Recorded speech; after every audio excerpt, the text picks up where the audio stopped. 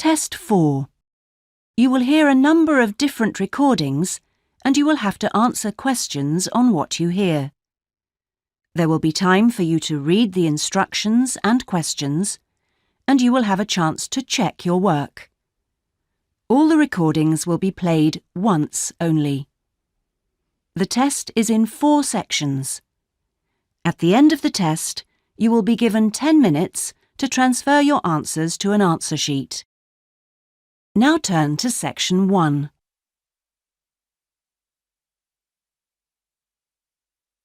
Section 1. You will hear a student talking to a housing officer about living with a homestay family.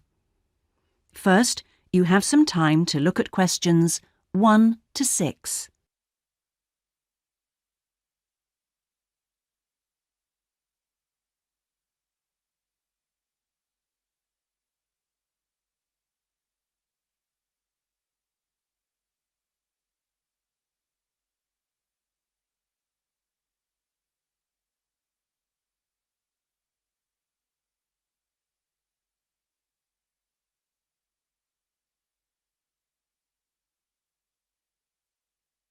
You will see that there is an example that has been done for you.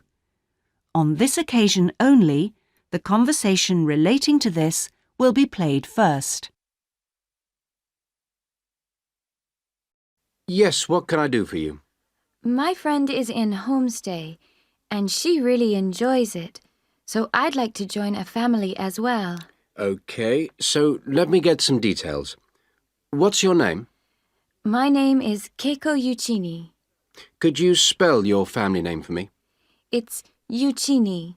That's Yuichini.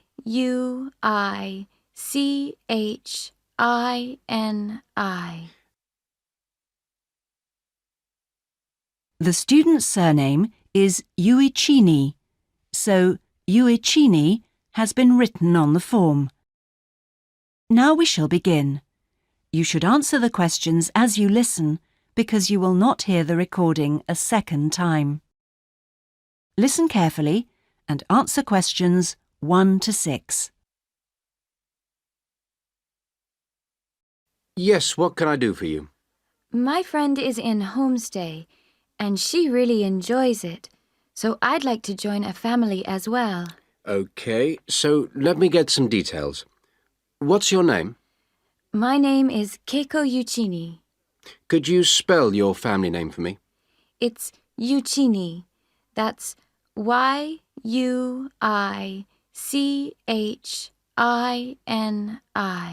And your first name? It's Keiko. Keiko. That's Keiko Yuchini. Okay, and you're female. And your nationality? I'm Japanese. Right. And could I see your passport, please? Here it is. Okay, your passport number is JO6337. And you're how old? I'm 28 years old. Now, you live at one of the colleges. Which one? Willow College, room 21C. Right, 21C Willow College. And how long are you planning on staying with Homestay? About 4 months. Longer if I like it. And what course are you enrolled in? Well, I've enrolled for 20 weeks in the Advanced English Studies because I need help with my writing. And I'm nearly at the end of my first 5-week course. Okay. Do you have any preference for a family with children or without children? I like young children, but I'd like to be with older people. You know, adults, someone around my age. Okay. And what about pets? I am a veterinarian, so that's fine. The more the better. Before you hear the rest of the conversation, you have some time to look at questions 7 to 10.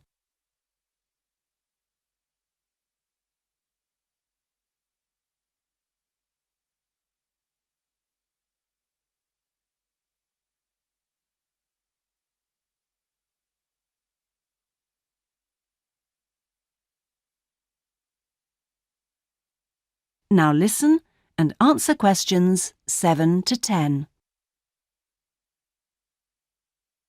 All right. Now, what about you? Are you a vegetarian or do you have any special food requirements?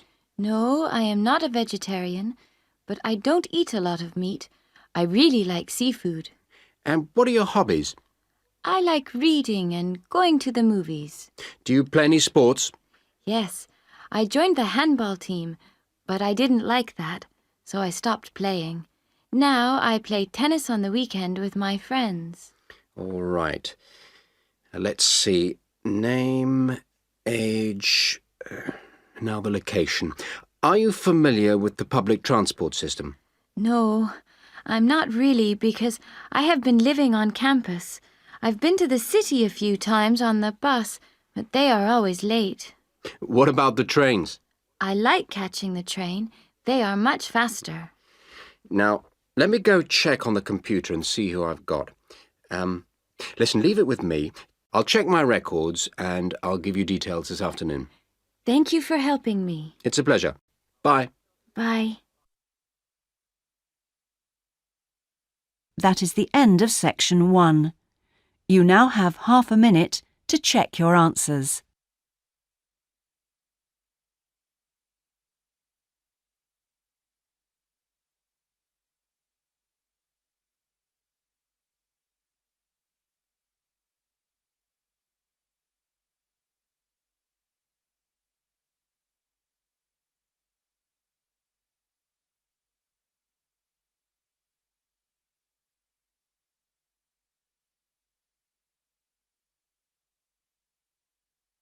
Now turn to section 2.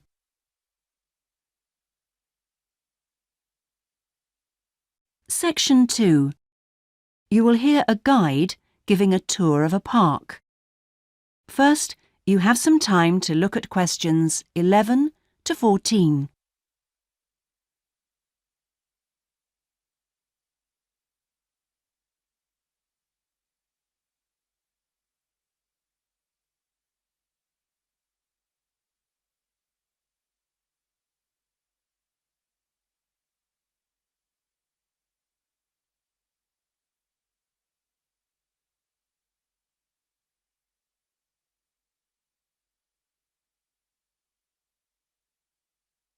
Now listen carefully and answer questions 11 to 14.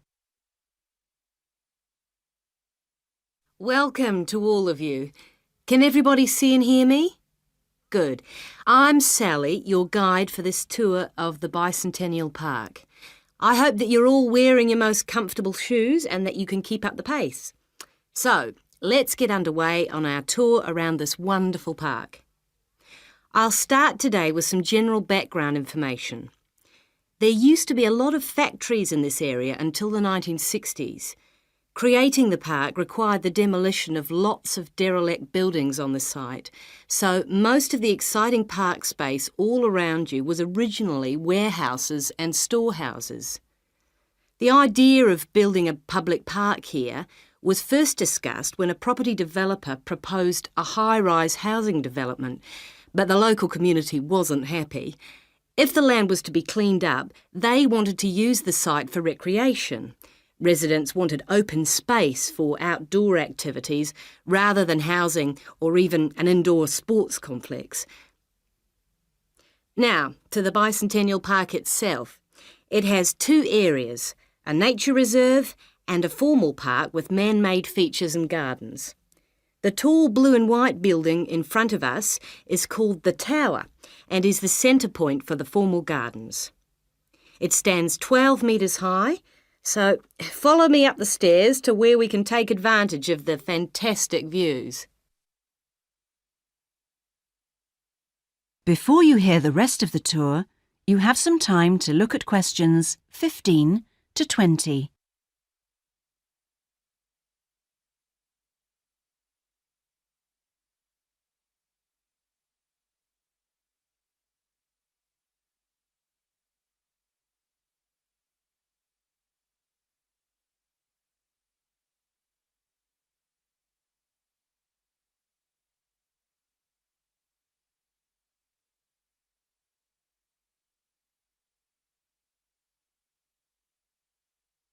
Now listen and answer questions 15 to 20. Well, here we are at the top of the tower, and we're going to look at the view from each direction. Out to the east, the large buildings about 1 kilometre away are on the Olympic site. There's an indoor arena for gymnastics, a stadium for track and field, and a swimming pool for races and synchronised swimming, and also diving. If you look carefully down there, you can see the train lines. The Olympic site has its own station to encourage the use of public transport. There is also a car park, but it only holds a limited number of cars. The formal park has some specially created water features. If you look out here to the south, you can see a circular ornamental pond. And around to the west, you can relax and sit on a bench to smell the flowers in the rose garden. And finally, up to the north, if you look in front of you now, there's a lake with a small island in the centre.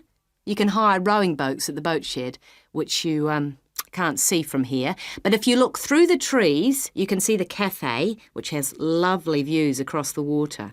OK, let's climb down now. We will go now and have a look at the nature reserve section of the park, which has opened up natural wetland to the public.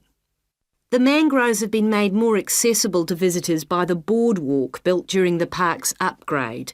You'd think that people would come here to look at the unusual plant life of the area, but in fact it's more often used for cycling and is very popular with the local clubs.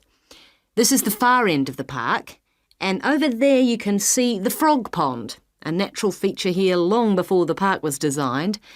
Just next to it we have our outdoor classroom, a favourite spot for school parties. The area is now most often used by primary schools for biology lessons. And finally, let's pass by the Waterbird Refuge. This area is in a sheltered part of the estuary. That's why the park's viewing shelter is a favourite spot for bird watchers who can use it to spy through binoculars. You can watch a variety of water birds, but most visitors expect to see black swans when they come to the shelter. You might spot one yourself right now.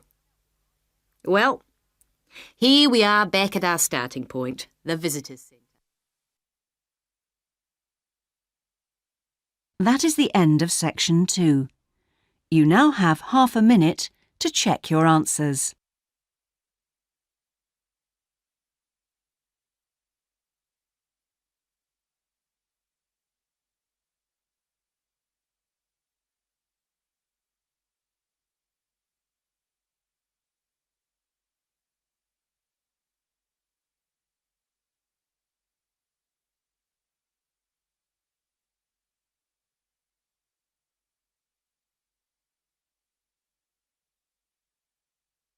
Now turn to section 3.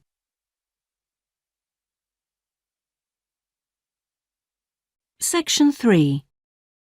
You will hear 2 students discussing a geography presentation they're going to give. First, you have some time to look at questions 21 to 26.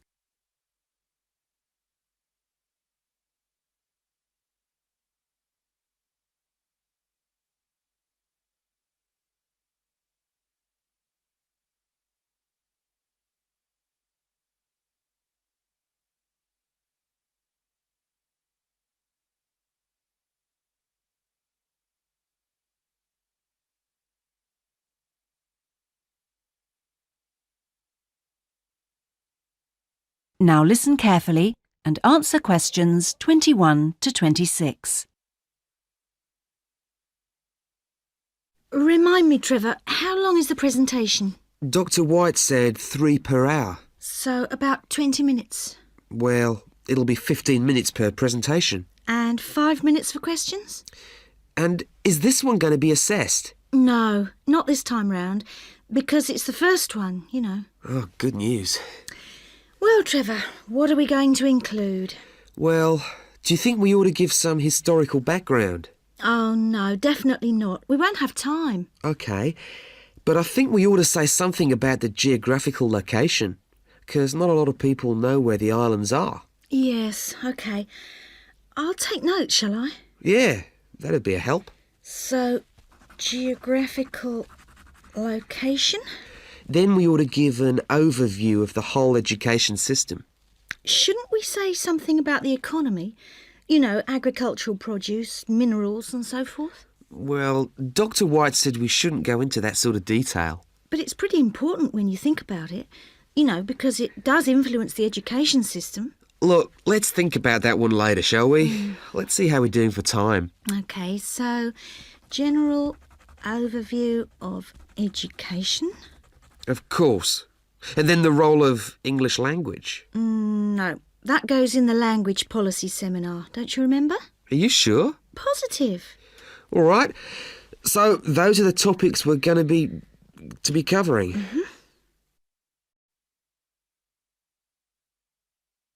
Before you hear the rest of the discussion, you have some time to look at questions 27 to 30.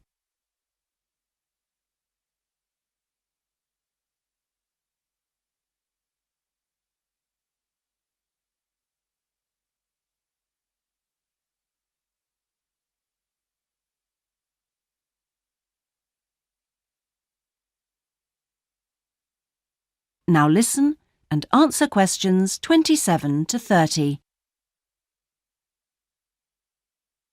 We need to think about what to prepare. Dr. White said he wanted us to use plenty of visuals and things, and we might as well try them out when we're not being assessed. Well, the most important thing is the overhead projector. No problem. We'll get that from the media room. Must remember to book it. Well, we'll need a map, of course. Probably two. One of the islands, large scale. And one of West Africa. Well, the West African one is no problem. There's one in the resources room. Oh, yeah, of course, the resources room. The islands are going to be more of a problem. Tell you what, there's a very clear map of Santiago in that tourist brochure I showed you last week. Don't you remember it? Oh, yeah, that's right. We can just use the tourist brochure. We also need statistics on several different things. Literacy rates. Yes, and school places. How about the encyclopedia? Nah, not up to date enough. Why don't we call the embassy? Oh, someone's enthusiastic. Well, if something's worth doing. I know, it's worth doing well. OK. We can find out statistics on school places from them as well. Might as well. Look, Julie, it's almost time for our tutorials. We can meet again on Monday, but we need to prepare some stuff before then. That is the end of section 3. You now have half a minute to check your answers.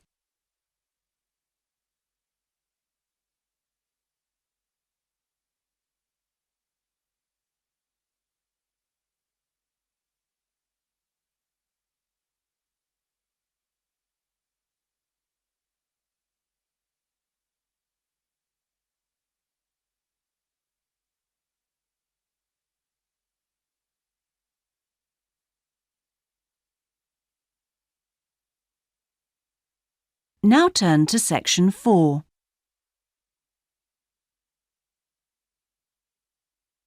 Section 4.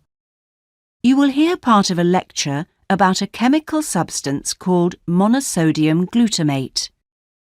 First, you have some time to look at questions 31 to 40.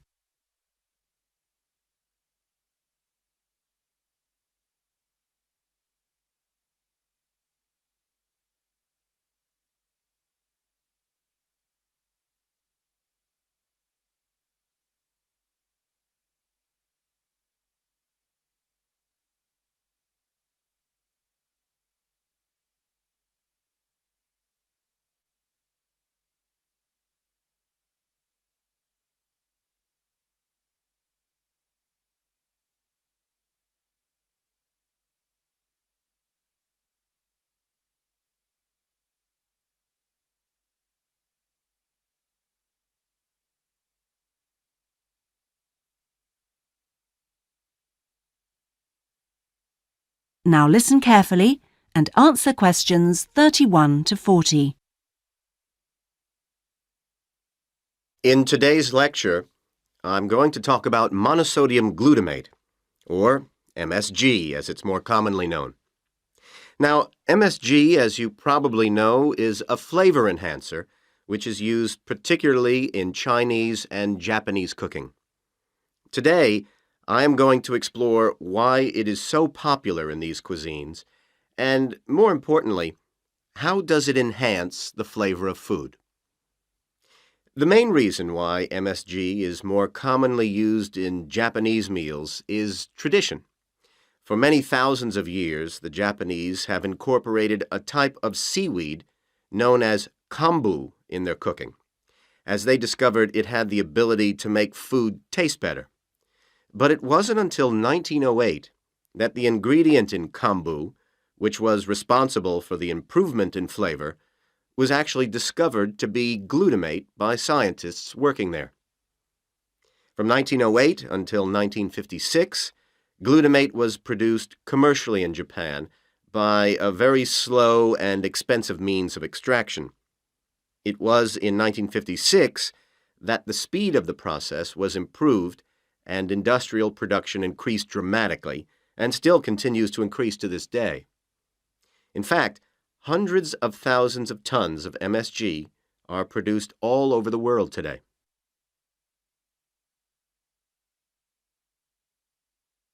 So what exactly is MSG? Well, monosodium glutamate contains 78.2% glutamate, 12.2% sodium, and 9.6% water. Glutamate is an amino acid that can be found naturally in all protein-containing foods. So this includes food such as meat and cheese. It is widely known that Chinese and Japanese food contains MSG, but many people don't seem to be aware that it is also used in foods in other parts of the world. For example, it is found in commercially made Italian pizzas, in American fast food, and in Britain, MSG is used in things like potato crisps. So, how exactly does MSG work? Well, in the Western world, we commonly talk of 4 tastes, and I'm sure you're all familiar with the concepts of sweet, sour, bitter, and salt. Well, in 1908, Kikunae Ikeda identified a 5th taste, and it is thought that MSG intensifies this naturally occurring taste in some food. It does make perfect evolutionary sense that we should have the ability to detect or taste glutamate because it is the amino acid which is most common in natural foods. John Prescott, an associate professor at the University of Chicago, suggests that this 5th taste serves a purpose just as the other tastes do. He suggests that it signals to us the presence of protein in food, in the same way that sweetness indicates that a food contains energy-giving carbohydrates. Bitterness, he says, alerts us to toxins in the food, while sourness warns us of spoilage, and saltiness signals the presence of minerals. So, what else do we know about this 5th taste? That is the end of section 4. You now have half a minute to check your answers.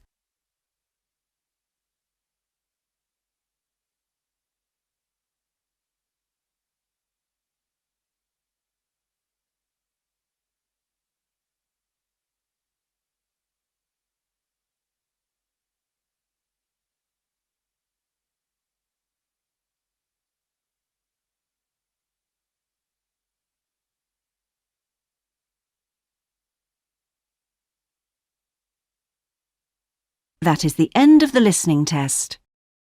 In the IELTS test, you would now have 10 minutes to transfer your answers to the listening answer sheet.